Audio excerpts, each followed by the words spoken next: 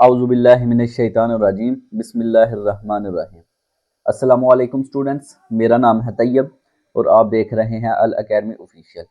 Student, आज का जो हमारा टॉपिक है वो है regulation of enzyme activity. Student, अगर आज आपने इस टॉपिक को सुन लिया, इसके कॉन्सेप्ट सीख लिए, तो मैं आपको गारंटी से कह सकता हूँ कि आपको इस चैप्टर से रिलेटेड फिर कोई भी वीडियो या फिजिकली कोई लेक्चर नहीं सुनना पड़ेगा, क्योंकि आप पूरे के पूरे चैप्टर को खुद ही कवर कर लेंगे। तो चलें जल्दी से इस टॉपिक को शुरू करते हैं। तो स्टूडेंट, आज का जो हमारा topic regulation of enzyme activity है, इसमें सबसे पहले इंट्रोडक्शन हमने देखना है, क्योंकि जब भी ये टॉपिक आपसे पूछा जाएगा तो आपने सबसे पहले एंजाइम रेगुलेशन के बारे में बताना है कि ये होता क्या है। तो स्टूडेंट, एंजाइम रेगुलेशन जो है ना, is the process of controlling the activity of enzymes. मतलब कि आपको सबसे पहले पता है कि एंजाइम जो है वो क्या करता है, किसी भी रिएक्शन को स्पीड अप करता है। तो एंजाइम रेगुलेशन क्या हो गया कि ये जो एंजाइम का प्रोसेस है ना, किसी भी रिएक्शन को स्पीड अप करने का, इसको वक्त के साथ कम या ज्यादा करना, या ऑन या ऑफ करना। मतलब कि आपको पता है कि हमारी बॉडी में मुख्तलिफ जगह पे एंजाइम जो हैं वो एक्टिविटी परफॉर्म कर रहे हैं। तो कुछ जगह ऐसी भी होती है जहाँ इनको काम करने की बहुत ज़्यादा ज़रूरत होती है और वहाँ बहुत तेज़ी से इनको काम करना चाहिए। तो उधर ये जो एंजाइम है, इनकी एक्टिविटी तेज़ हो जाती है, और जहाँ ज़रूरत नहीं होती वहाँ कम हो जाती है या बंद हो जाती है। तो इस ज़्यादा एक्टिविटी होने के या कम होने के प्रोसेस को हम कहते हैं एंजाइम रेगुलेशन। अंडरस्टैंड? अब स्टूडेंट, ये जो एंजाइम रेगुलेशन का प्रोसेस है ना, इसके अंदर दो चीजें इन्वॉल्व होती हैं, मतलब कि दो मॉलिक्यूल्स इन्वॉल्व होते हैं। कौन कौन से? एक होता है एक्टिवेटर और दूसरा होता है इनहिबिटर। एक्टिवेटर वो होता है कि जो एंजाइम की एक्टिविटी को तेज कर देता है, एक्टिव कर देता है या एक्टिवेट कर देता है, ठीक है। और इनहिबिटर वो होता है जो एंजाइम के मतलब रिएक्शन जो है उसको कम कर देता है, या उसकी स्पीड को कम कर देता है, या बिल्कुल बंद कर देता है, ठीक है। तो स्टूडेंट, इंट्रोडक्शन में एक और पॉइंट है कि कैसे ये एंजाइम एक्टिविटी रेगुलेट होती है।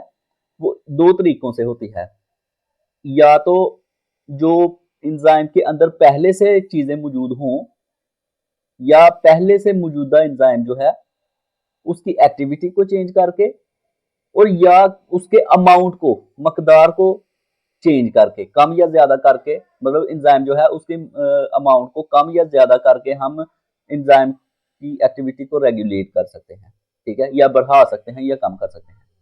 तो इन कॉन्सेप्ट का आपको पता चल गया। अब इस इंट्रोडक्शन को पढ़ते हैं कि इसके अंदर क्या लिखा गया है। तो student, enzyme regulation is the process of controlling the activity of enzyme. वही बात, enzyme regulation involves turning enzyme on और off depending on the organism's need. मतलब कि ऑर्गेनिज्म की जरूरत के मुताबिक इस एंजाइम की रेगुलेशन को ऑन करना है या ऑफ करना है, ठीक है। Enzyme activity can be regulated by changing the activity of pre existing enzymes. मतलब कि मौजूद, पहले से मौजूदा एंजाइम के अंदर जो चीजें हैं उनको रेगुलेट करके, उनकी चेंजिंग करके, और changing the amount of enzyme, या एंजाइम की जो अमाउंट है उसको चेंज करके हम रेगुलेशन कर सकते हैं।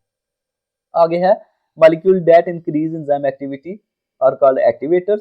मतलब कि ऐसे मॉलिक्यूल जो एंजाइम एक्टिविटी को इंक्रीज कर देते हैं उनको हम एक्टिवेटर कहते हैं, और जो डिक्रीज कर देते हैं उनको इनहिबिटर का मतलब के कहते हैं। अब देखते हैं कि changing the activity of pre existing enzyme. जो पिछले इंट्रोडक्शन के अंदर हमने दो प्रोसेस पढ़े थे रेगुलेट करने के, या तो हम प्री एग्जिस्टिंग एंजाइम के अंदर चेंजिंग करके कर सकते हैं। उसके अंदर कौन कौन से पॉइंट्स हैं जिनको कवर अप करना है हमने। तो सबसे पहले है सबस्ट्रेट अवेलेबिलिटी। तो स्टूडेंट, ये जो सबस्ट्रेट अवेलेबिलिटी है, ये वाला, इसकी एक्सप्लेनेशन पढ़ने से पहले इसकी जो इसका मेन आइडिया है उसको सुन लेते हैं। तो स्टूडेंट, आपको पता है कि एंजाइम, सबस्ट्रेट और प्रोडक्ट क्या होते हैं। अगर नहीं पता तो इधर आपने इन बातों को गौर से सुनना है, क्योंकि मैं अभी स्क्रीन के ऊपर आपको लेक्चर दे रहा हूं, तो इधर मैं आपको स्ट्रक्चर ड्रा करके नहीं दिखा सकता, लेकिन मैं आपके सामने एक मतलब कि इसको इमेजिन करके दिखा सकता हूं ताकि आपकी इमेजिनेशन के अंदर पता चल जाए कि ये क्या क्या चीज़ें हैं और किस तरह दिखाई देती हैं। सबसे पहले स्टूडेंट आपने गौर करना है, इमेजिन करना है कि एक एंजाइम है। एंजाइम्स ग्लोबुलर प्रोटीन को कहते हैं कि ये एक गोल से प्रोटीन है एंजाइम। आपने इमेजिनेशन में इसको गोल समझ लेना है चीज़ को, ठीक है। अब क्या होगा कि एंजाइम के अंदर एक स्पेसिफिक जगह होती है, कहीं भी आपने एक स्पेसिफिक कोना इसका इमेजिन कर लेना है जिसके अंदर सबस्ट्रेट ने आके मिलना है, ठीक है। जब एंजाइम के साथ सबस्ट्रेट आके मिलेगा ना, अब सबस्ट्रेट क्या है, अक्सर टीचर जो है वो सबस्ट्रेट को और एंजाइम को ऐसे ही पढ़ा देते हैं कि एंजाइम जो है उसके साथ आके सबस्ट्रेट में अटैच हो जाना है और रिएक्शन होना है और प्रोडक्ट बन जाना है। अरे भाई, आपको पहले ये पता होना चाहिए कि सबस्ट्रेट जो है जिसने आके अटैक करना है या अटैच होना है, वो आखिर में है क्या, वो कौन सी बला है जिसने आके अटैच होना है और प्रोडक्ट बन जाना है। असल में स्टूडेंट, जो सबस्ट्रेट है ना जिसने एंजाइम के साथ आके अटैच होना है, वो कोई भी चीज़ हो सकती है जो हम खुराक के तौर पे लेते हैं। आपको पता है एंजाइम क्या करते हैं, स्पीड अप करते हैं रिएक्शन को। मिसाल के तौर पर हम कोई प्रोटीन लेते हैं, ठीक है, कोई ऐसी चीज़ खाते हैं जिसके अंदर प्रोटीन मौजूद है। अब ज़ाहिर सी बात है, प्रोटीन ने डाइजेस्ट होना है हमारी बॉडी के अंदर, एंजाइम ही उसको स्पीड अप करेंगे ना। ज़ाहिर सी बात है, एंजाइम ना होंगे तो फिर भी उसने डाइजेस्ट होना है, लेकिन उसकी स्पीड स्लो होएगी, ठीक है। लेकिन जब एंजाइम अपना रोल अदा करेगा तो वो स्पीड अप कर देगा उसको। अब जो प्रोटीन है वो एक सबस्ट्रेट है। क्या है? सबस्ट्रेट। अब जब हम खाते हैं प्रोटीन को, उसकी ब्रेक डाउन होती है। अभी वो ब्रेक डाउन हो गई है, लेकिन उसके रिएक्शन को स्पीड अप करने की ज़रूरत है। तो क्या होगा कि वो जो प्रोटीन होगी ना, वो सबस्ट्रेट के तौर पर आके एंजाइम के साथ अटैच हो जाएगी, ठीक है। तो अब एंजाइम उसको स्पीड अप कर देगा। अब इधर सबस्ट्रेट अवेलेबिलिटी, अब आपको समझ चलेगी कि सबस्ट्रेट अवेलेबिलिटी के अंदर कहा क्या गया है। स्टूडेंट, अब एंजाइम के साथ जो सबस्ट्रेट आके अटैच हुआ है ना, उसकी अवेलेबिलिटी डिपेंड करेगी कि एंजाइम का जो रोल है वो ज़्यादा होगा, मतलब एंजाइम ज़्यादा तेज़ी से काम करेगा या कम तेज़ी से। क्योंकि एंजाइम को ज़रूरत है कि जितने ज़्यादा सबस्ट्रेट उसको अवेलेबल होंगे ना, उतना ज़्यादा तेज़ी से एंजाइम काम करेगा, और जितने कम सबस्ट्रेट होंगे उतना कम करेगा। अब सबस्ट्रेट अवेलेबिलिटी आपको समझ चल गई। अब पढ़ते हैं इसकी एक्सप्लेनेशन। तो स्टूडेंट, थोड़ा सा इसको नीचे करके पूरा पूरा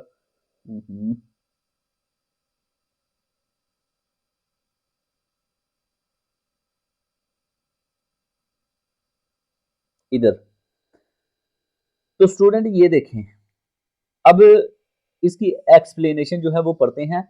enzymes are proteins that catalyze biochemical reaction. Enzyme ऐसी प्रोटीन है जो स्पीड अप करती है रिएक्शन को। They have specific active site. अब एक्टिव साइट कौन सी होती है?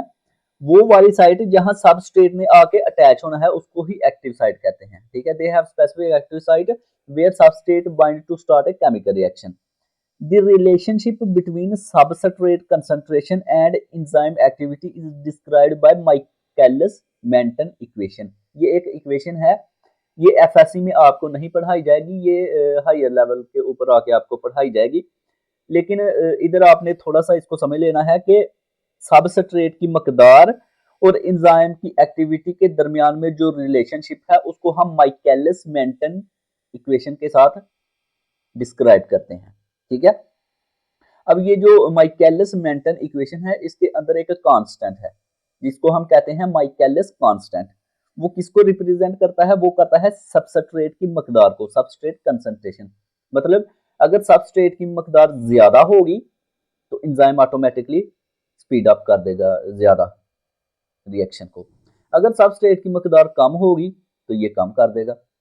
अब देखिए नीचे लिखा है, if the concentration of substrate in a cell will be low, मतलब कि सेल के अंदर सबस्ट्रेट की कंसंट्रेशन लो होगी तो एंजाइम एक्टिविटी भी लो होगी, because there is not enough substrate molecule available to bind the enzymes activity and initiate the reaction effectively.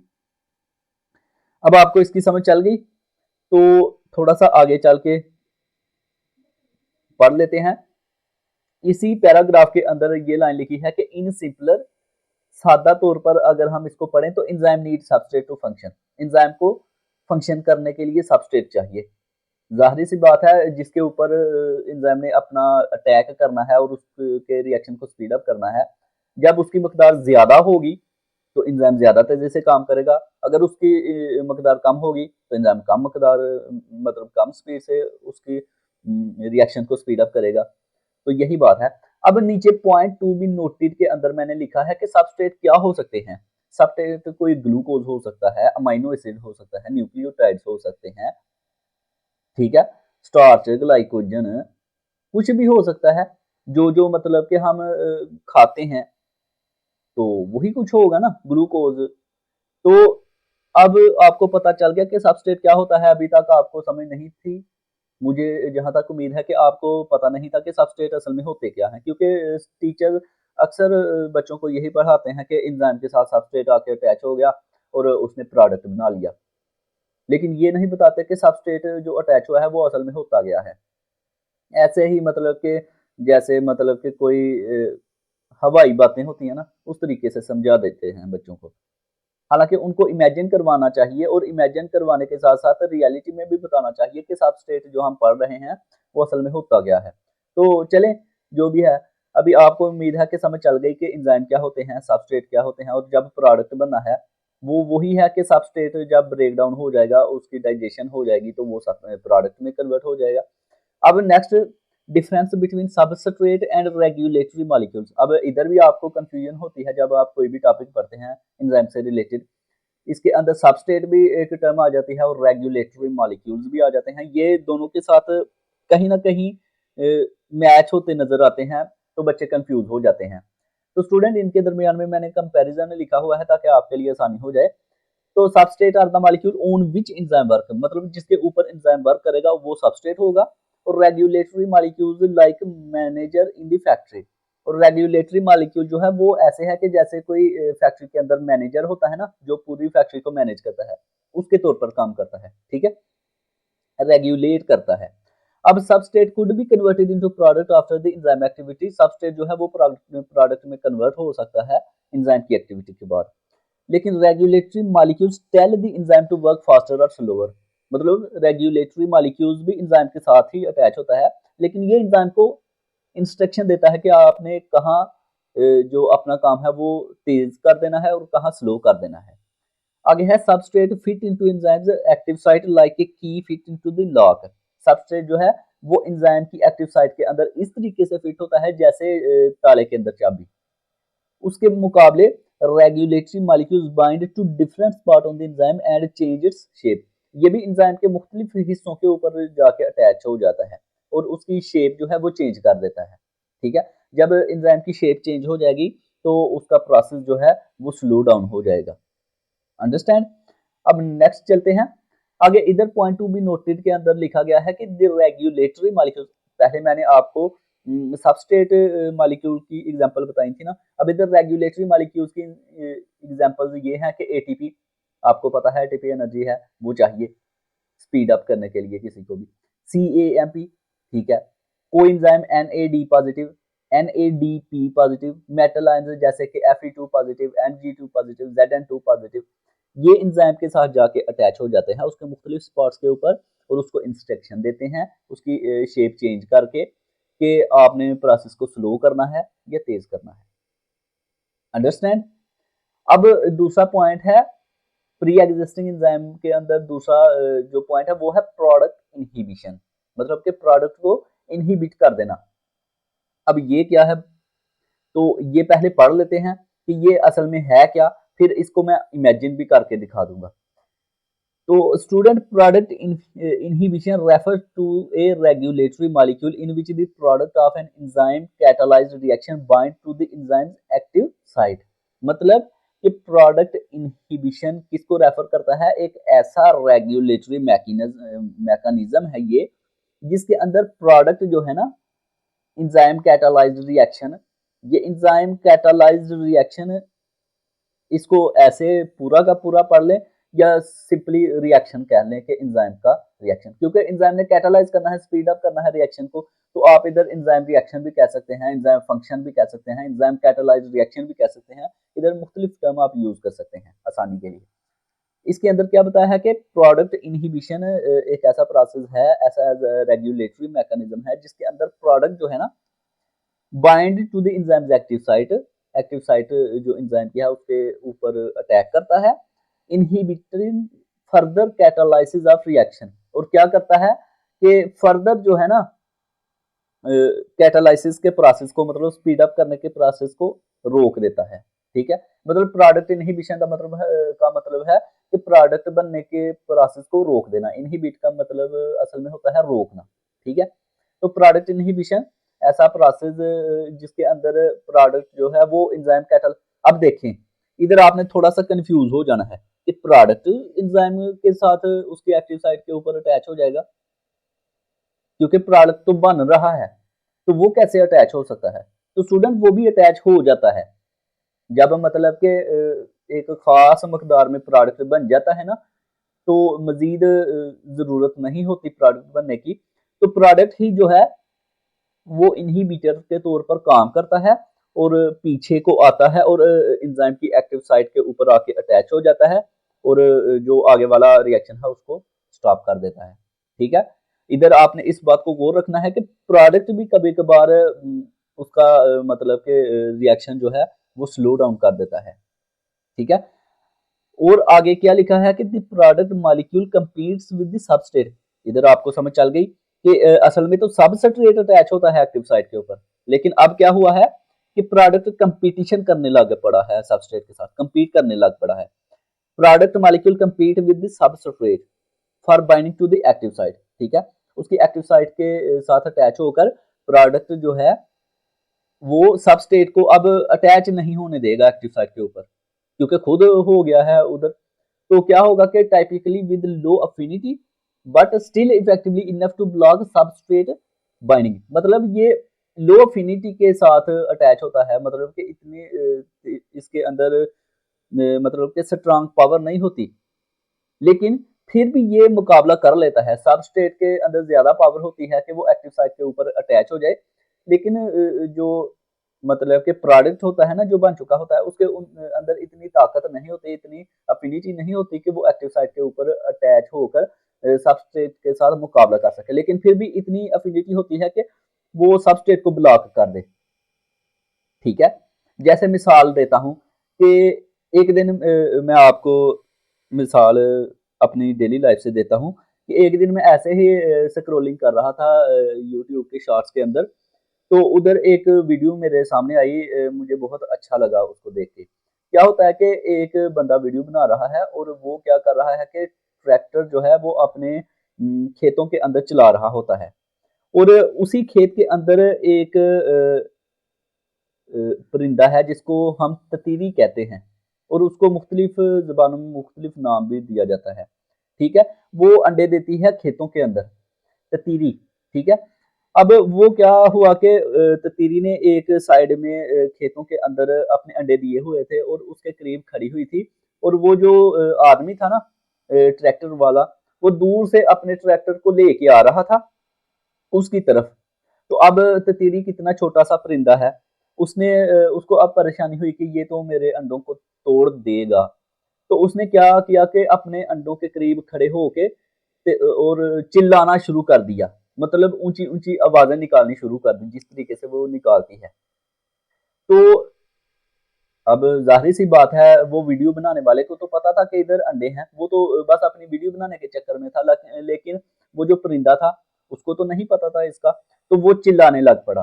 अब वो हालांकि उस अंडों के ऊपर से गुजर गया, नीचे से सुराख थे ट्रैक्टर के काफी बड़े बड़े, इसलिए अंडों को तो कुछ हुआ नहीं, लेकिन फिर भी वो जो परिंदा था, अल्लाह की शान देखें कि इतना सेंसिटिव था अपने अंडों को लेके कि वो एंड तक नहीं हिला वहां से, अपने अंडों को बचाने के लिए अपने परों को फैला लिया, फड़फड़ाता रहा अपने परों को, लेकिन दूसरी साइड की तरफ नहीं गया, ना ही उड़ के कहीं और गया, उधर ही खड़ा रहा और ट्रैक्टर आसानी से उसके ऊपर से गुजर गया, उसके अंडों को भी नुकसान नहीं पहुंचाया और उसको भी नहीं। तो इसी तरीके से मैं इसके साथ रिलेट कर रहा हूँ कि जो प्रोडक्ट है ना वो उस ततीरी की मानद है, मतलब कि वो उसका मुकाबला नहीं कर सकती, लेकिन अपनी तरफ से कोशिश और मेहनत कर रही है कि उसको स्टॉप कर सके। तो सबस्ट्रेट जो है वो ट्रैक्टर की मानद है और जो प्रोडक्ट है वो उस परिंदे की मानद है। अब प्रोडक्ट जो है वो इतनी ताकत नहीं रखता कि उसको मतलब के उसके साथ मुकाबला कर सके, लेकिन फिर भी ब्लॉक कर देता है उसको। ठीक है, अब इसका मैकेनिज्म पढ़ लेते हैं कि किस तरीके से प्रोडक्ट आके अटैच होता है और कैसे प्रोडक्ट इनहिबिशन जो प्रोसेस है वो मुकम्मल होता है। तो after the enzyme catalysis A reaction, जब एंजाइम कैटालाइज कर लेता है किसी रिएक्शन को, उसके बाद क्या होता है कि इट प्रोड्यूसेस ए प्रोडक्ट, वो एक प्रोडक्ट प्रोड्यूस कर लेता है that is similar to the structure to the substrate. अब वो जो प्रोडक्ट बना है ना, उसकी स्ट्रक्चर जो है वो सबस्ट्रेट के साथ मैच होती मालूम होती है। ठीक है, ऐसे लगता है कि जैसे प्रोडक्ट और जो सबस्ट्रेट है उसकी स्ट्रक्चर मैच हो रही है। इसकी वजह से क्या होता है कि this product can bind to the enzyme's active site, effectively blocking the binding of additional substrate molecules. मतलब सिमिलर स्ट्रक्चर होने की वजह से क्या होता है कि वो एक्टिव साइट के ऊपर आके अटैच हो जाता है और जो नेक्स्ट सबस्ट्रेट आके अटैच होना चाहते हैं उनको ब्लॉक कर देता है। एज ए रिजल्ट, नतीजे के तौर पर the rate of enzymatic reaction decreases. नतीजे के तौर पर क्या होता है कि एंजाइम का जो रिएक्शन है उसकी स्पीड डिक्रीज हो जाती है, leading to a slow down और halt in the production of more product. वही बात के स्लो डाउन कर देता है या हाल्ट कर देता है प्रोडक्ट की प्रोडक्शन में। ठीक है, this mechanism helps maintain homeostasis by preventing the overall accumulation of certain products.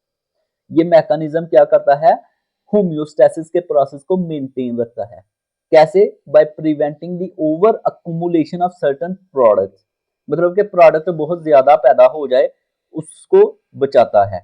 ठीक है, क्योंकि बहुत ज्यादा कभी कभार प्रोडक्ट पैदा हो जाए ना तो वो सेल के लिए खतरनाक हो जाता है या जानदार के लिए ही खतरनाक हो जाता है। इसकी भी मैं मिसाल आपको डेली लाइफ से देता हूँ, लेकिन उससे पहले होम्योस्टेसिस जो टर्म इसके अंदर आ गई है उसको आपके सामने एक्सप्लेन कर देता हूँ कि होम्योस्टेसिस क्या होता है। तो स्टूडेंट, अगर हम इंग्लिश में इसको पढ़े ना तो होम्योस्टेसिस क्या है, the maintenance of internal environment from the harms of fluctuation in external environment. मतलब कि हमारे जिस्म के अंदर या सेल के अंदर का जो इन्वायरमेंट है उसको सेल के बाहर या जिस्म के बाहर के जो इन्वायरमेंट है ना उसके मुकाबले में मेंटेन रखना। ठीक है, ना ज्यादा होने देना ना कम होने देना, ऐसा ना हो कि सेल या बॉडी फ्लक्चुएट कर जाए।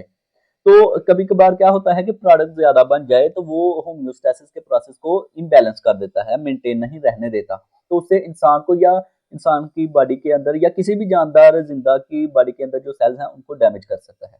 इसकी मैं मिसाल आपको देता हूँ, ये देखें, ये मिसाल है कि problems due to over production of products, ये क्या है, lactate accumulation in muscle cells during anaerobic exercise.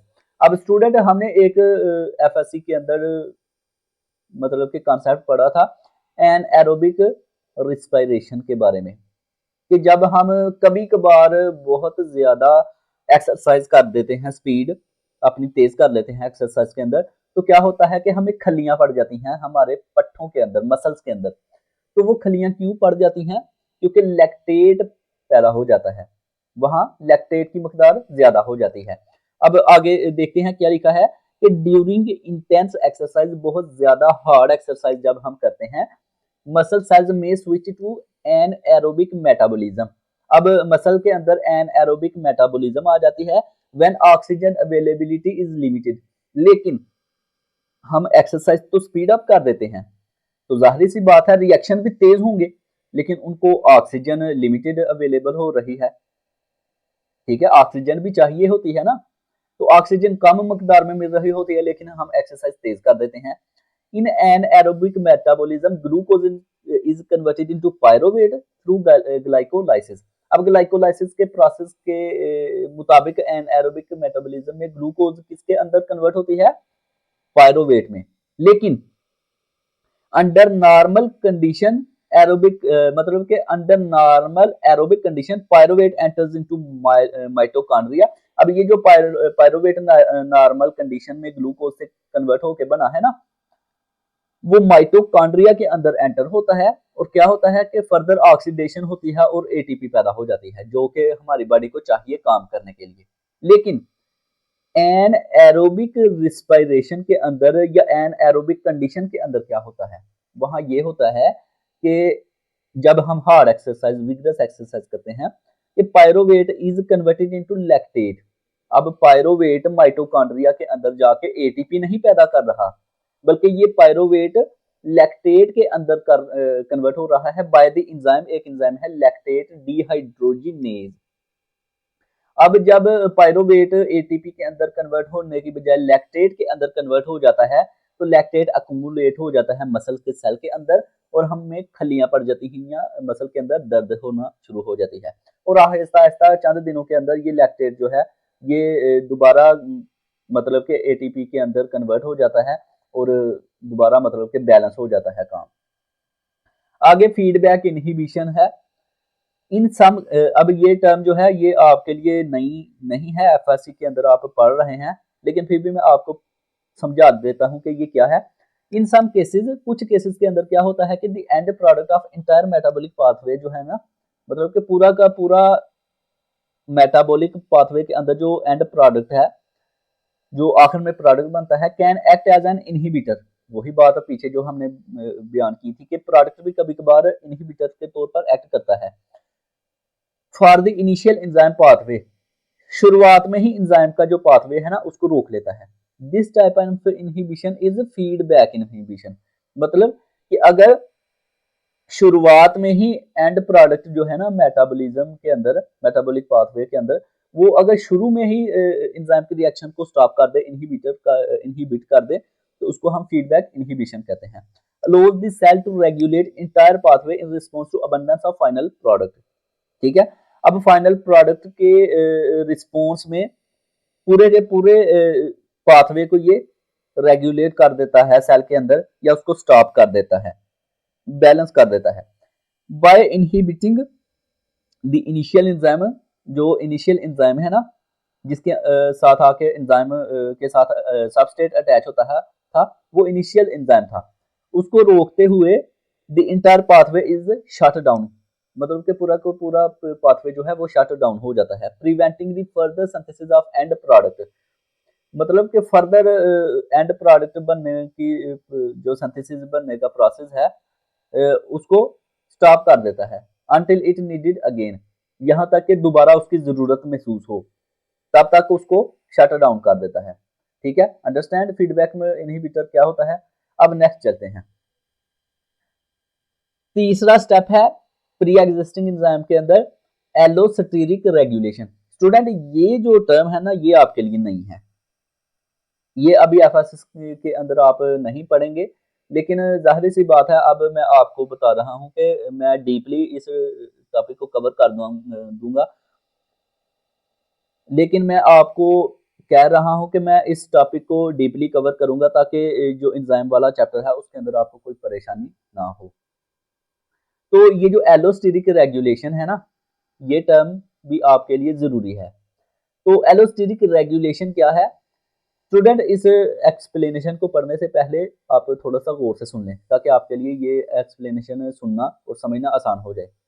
असल में स्टूडेंट जो एंजाइम होता है ना उसके ऊपर एक्टिव साइट मौजूद होते हैं और एक्टिव साइट जो है उसके ऊपर आके सबस्ट्रेट अटैच होते हैं, लेकिन एक्टिव साइट की तरह ही कुछ और जगहें भी होती हैं एंजाइम के ऊपर जिनको हम कहते हैं एलोस्टेरिक साइट। क्या कहते हैं? Allosteric site. तो जिस एलोस्टेरिक साइट मतलब रेगुलेशन की बात कर रहे हैं ना, तो उस एलोस्टेरिक रेगुलेशन के अंदर क्या होता है कि जो एलोस्टेरिक साइट्स होती हैं ना एंजाइम के ऊपर, उसके ऊपर कुछ मॉलिक्यूल आके अटैच हो जाते हैं और जो एंजाइम की रिएक्शन को हो या स्पीड अप कर देते हैं या स्लो डाउन कर देते हैं। ठीक है, अब इस एक्सप्लेनेशन को पढ़ते हैं। Enzymes have binding sites other than active site called allosteric site. These sites can bind to allosteric molecules that regulate enzyme activity allosteric molecules can either inhibitors or activators. When an allosteric molecule binds to the enzyme, it induces a conformational changes in the structure. मतलब कि जब allosteric molecule allosteric site के ऊपर enzyme के अंदर जो specific point होता है उधर जाके बाइंड होता है, अटैच होता है, it induces a conformational changes in the enzyme structure. ये एंजाइम के स्ट्रक्चर के अंदर कुछ चेंजेस कर देता है। This change in the shape can affect the enzymes activity by making the active site more और लेस एफिशिएंट। ये जो चेंज होती है शेप के अंदर, इसका क्या असर होता है कि या तो एंजाइम की एक्टिविटी तेज हो जाएगी या कम हो जाएगी। Allosteric molecule can be structurally dissimilar to the molecule that bind to the enzyme the active site। जब ये जो allosteric molecules है ना, ये structurally dissimilar होते हैं उन molecules के जो कि active site के ऊपर आके अटैच होते हैं, ठीक है। This is because they do not bind directly to the active site। क्यों? क्योंकि जो allosteric molecules है ना, अब देखिए ना, एक्टिव साइट के ऊपर जब एंजाइम के प्रोसेस को स्लो डाउन करना होता है तो कौन आके अटैच होता है? प्रोडक्ट। मैंने आपको पीछे बताया है कि प्रोडक्ट आके अटैच होता है और पूरे प्रोसेस को स्लो डाउन कर देता है और नेक्स्ट सबस्ट्रेट को आने से रोकता है, ठीक है। लेकिन ये जो एलोस्टेरिक साइट है ना, इधर क्या होता है कि ये एलोस्टेरिक मॉलिक्यूल स्ट्रक्चरली डिसिमिलर होते हैं। अब ये डायरेक्टली तो एक्टिव साइट के ऊपर अटैच नहीं होंगे, जाहिर सी बात है। एलोस्टेरिक मॉलिक्यूल के बारे में भी इधर हमने यही पढ़ा है कि ये भी स्लो डाउन कर देता है, ये स्पीड अप कर देता है रिएक्शन को। तो जाहिर सी बात है ये एंजाइम की एक्टिव साइट के ऊपर अटैच नहीं हो रहा क्योंकि इसकी स्ट्रक्चर सिमिलर नहीं है एक्टिव साइट के मुकाबले।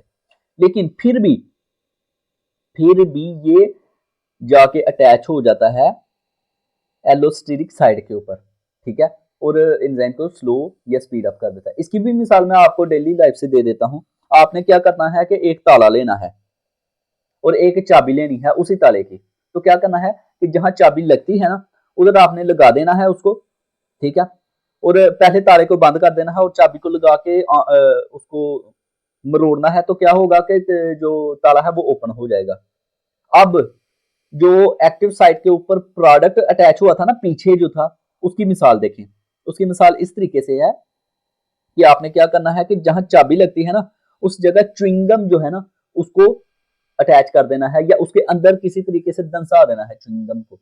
अब वो जो च्युइंगम है वो उसकी एक्टिव साइट के ऊपर चली गई। अब जो ताले की जो स्पेसिफिक जगह है ना, जहां मतलब कि चाबी लगती है, वो एक्टिव साइट है। क्या है? Active site. अब उधर जब चाबी लगेगी, चाबी जो है वो सबस्ट्रेट है, जब सीधी सीधी चाबी लगी उसने ताले को ओपन कर दिया। लेकिन जब उधर च्युइंगम आके अटैच हो गई तो अब चाबी की जगह खत्म हो गई, क्योंकि उधर प्रोडक्ट च्युइंगम जो है वो उसको प्रोडक्ट के तौर पर ले लें कि वो उधर आके अटैच हो गया है। तो क्या हुआ कि अब उसने चाबी को अपना काम करने से रोक दिया, ताले को वो ओपन नहीं कर सकती, ठीक है। लेकिन अब इधर एलोस्टेरिक मॉलिक्यूल की मिसाल कैसे है? अब एलोस्टेरिक मॉलिक्यूल की अगर आपने इधर से मिसाल लेनी है तो आपने क्या करना है, अब देखें वो एक्टिव साइट के ऊपर अटैच होकर स्लो डाउन कर दिया उसके प्रोसेस को। अब फर्ज कर लें कि वो च्युइंगम जो है वो एक्टिव साइट जहां चाबी लगती है वहां जाके अटैच नहीं हुई, तो क्या अभी भी वो उसको स्टॉप कर सकती है या स्पीड स्लो कर सकती है? हाँ, कर सकती है। वो कैसे कर सकती है? वो इस तरीके से कर सकती है कि अब आपने क्या करना है कि वो च्युइंगम जो उधर लगाई थी ना, उधर नहीं लगानी, बल्कि आपने क्या करना है, आपने करना ये है कि वो च्युइंगम जो है वो ताले के ऊपर जो गोल साइड होती है ना, जिसको हम दरवाजों के अंदर से करके तो बंद करते हैं, वो जो मरोड़ा भी जाता है यू शेप की स्ट्रक्चर के अंदर जो लोहा होता है, वो जिस सुराख के अंदर हम दबाते हैं और अंदर चला जाता है ना, उस जगह आपने च्युइंगम को लगा देना है। और अब मतलब के ऊपर से उस यू शेप जो लोहा है उसको भी दबा देना है। अब क्या होगा, वो फिर स्लो डाउन हो जाएगा। अब भी तो स्पीड स्लो कर दी है ना च्युइंगम ने। या तो वो अब अगर खुला हुआ था पहले ताला तो उसको हम दबाएंगे तो वो अंदर ही नहीं जाएगा क्योंकि उधर च्युइंगम मौजूद है। और अगर पहले से मतलब के उसको दबा के अंदर कर दिया था लोहे को, यू शेप लोहे को, तो बाहर से च्युइंगम को सख्ती से उसके इर्द गिर्द अटैच कर देंगे तो फिर ताले को चाबी की मदद से खोलेंगे तो फिर वो स्टॉप करेगा कहीं ना कहीं। तो इस तरीके से एलोस्टेरिक मॉलिक्यूल को आपने रिलेट करना है। अब ये नीचे एक स्ट्रक्चर है फीडबैक इनहिबिशन और प्रोडक्ट इनहिबिशन के दरमियान में जो मतलब कि दी गई है कंपैरिजन। अब देखें स्टूडेंट, ये जो ग्रीन कलर के अंदर है ये एंजाइम है, एंजाइम के ऊपर जो आर है वो सबस्ट्रेट है। अब एंजाइम की ये जो वी शेप स्ट्रक्चर काट के रखी है, इधर इस आर मतलब सबस्ट्रेट में आके अटैच होना है, और एंड में जो पी है उसमें प्रोडक्ट है, उसको प्रोडक्ट समझ लें, वो प्रोडक्ट है, वो बन गया है। अब ये दरमियान में जो I1, I2, I3 और I4 लिखा गया है, ये मुख्तलिफ स्टेजेस हैं जहां कहीं ना कहीं रिएक्शन जो है वो स्लो डाउन हुआ है। ठीक है। अब एंड प्रोडक्ट जो है फीडबैक इनहिबिशन के अंदर मैंने क्या आपको बताया था कि एंड प्रोडक्ट कभी कभार इसकी एक्टिव साइट के ऊपर ये जो वी शेप कट की हुई है ना, इधर आके अटैच हो जाता है और पीछे से सारे रिएक्शन को स्लो डाउन कर देता है, आगे प्रोडक्ट में मजीद बनने ही नहीं देता। ठीक है। तो ये फीडबैक इनहिबिशन है जिसको end of pathway feedback inhibition लिखा गया है। ठीक है, अंडरस्टैंड। तो स्टूडेंट एलोस्टेरिक रेगुलेशन की आपको समझ चल गई। नेक्स्ट चलते हैं आगे। मतलब कि पॉइंट नंबर 4 है कोवलेंट मॉडिफिकेशन। क्या है कोवलेंट मॉडिफिकेशन? अब स्टूडेंट ये जो पॉइंट नंबर 4 है ना, इसको समझ लेते हैं कि क्या है कि कोवलेंट मॉडिफिकेशन के अंदर लिखा गया है दीज मॉडिफिकेशन इन्वॉल्व एडिशन और removal of chemical groups to specific amino acids residues within the protein such as phosphorylation, acetylation, methylation, sulfation, glycosylation and hydroxylation. ये क्या होते हैं? ये केमिकल ग्रुप्स हैं कुछ, phosphorylation, acetylation, methylation, sulfation, glycosylation and hydroxylation, ये कुछ chemical groups हैं। ये जब ऐड होते हैं ना अमाइनो एसिड के अंदर, आपको पता है अमाइनो एसिड से आपस में मिलकर प्रोटीन बनाते हैं, और प्रोटीन को ही डाइजेस्ट करने के पीछे मैंने आपको के बारे में मिसाल दी थी कि प्रोटीन जब आप लेते हैं तो ये एक सबस्ट्रेट के तौर पर काम करती है, ये एक सबस्ट्रेट ही है बल्कि। तो कभी कभार क्या होता है कोवलेंट मॉडिफिकेशन के तौर पर स्पीड अप या स्पीड डाउन होती है इसकी। ठीक है, मतलब कि रेगुलेट होता है रिएक्शन एंजाइम का। वो कैसे होते हैं कि कोवलेंट मॉडिफिकेशन के अंदर कभी कभार ये जो केमिकल ग्रुप्स हैं ना जो मैंने आपको बताए हैं, ये ऐड होते हैं, ये रिमूव होते हैं सबस्ट्रेट के अंदर। ठीक है, जैसे कि इधर मिसाल दी है अमाइनो एसिड की। ये क्या होगा कि यहाँ ऐड होंगे तो स्पीड स्लो या फास्ट हो जाएगा, या ये रिमूव होंगे तो स्पीड स्लो या फास्ट हो जाएगी। ठीक है, अंडरस्टैंड, मेन समझ चल गई। अब इसका मैकेनिज्म देखते हैं। Covalent modification can affect enzyme activity in several ways. कई तरीकों से ये इसकी एक्टिविटी को स्लो डाउन करता है। नंबर 1 शेप चेंज करके, नंबर 2 एलोस्टेरिक रेगुलेशन जो पीछे हमने पढ़ा है। ठीक है, नंबर 1 शेप चेंज कैसे करता है? Covalent modification can cause changes in the shape of protein molecules. These changes can occur either locally or globally. मतलब कि या तो लोकली मतलब कि प्रोटीन के अंदर किसी छोटी सी जगह के अंदर चेंज करेगा, या पूरे के पूरे प्रोटीन की स्ट्रक्चर को ही चेंज कर देगा। आपने प्रोटीन की स्ट्रक्चर 4 पढ़ी हुई हैं, प्राइमरी, सेकेंडरी, टर्शरी और क्वार्टरनरी। तो उन स्ट्रक्चर की पूरी मतलब प्रोटीन की पूरी स्ट्रक्चर को चेंज कर देगा। ठीक है, आगे इफेक्ट ऑन एंजाइम एक्टिविटी, मतलब कि एंजाइम की एक्टिविटी पे इसका क्या इफेक्ट होगा। Alternation in the protein shape can impact its catalytic activity or its ability to bind to the substrate। मतलब कि प्रोटीन की शेप को अल्टर कर देगा, जब मतलब कि प्रोटीन की शेप को जब ये अल्टर कर देगा तो क्या इम्पैक्ट होगा कि सबस्ट्रेट की जो अबिलिटी है ना एक्टिव साइट के ऊपर बाइंड करने की, उसको स्लो डाउन कर देगा।